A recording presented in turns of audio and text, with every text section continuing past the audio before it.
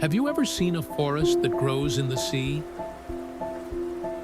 These are mangroves, trees that stand between land and ocean, protecting both quietly yet powerfully.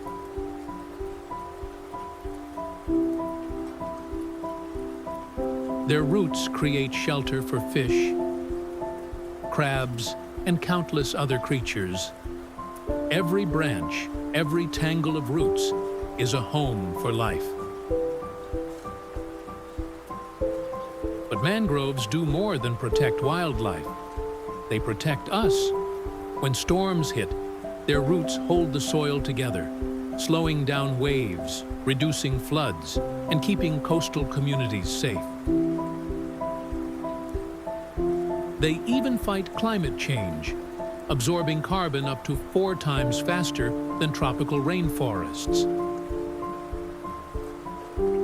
And yet, many mangroves are disappearing.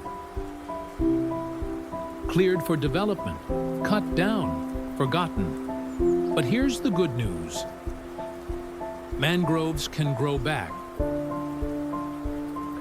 With care, with time, and with people who believe in their value.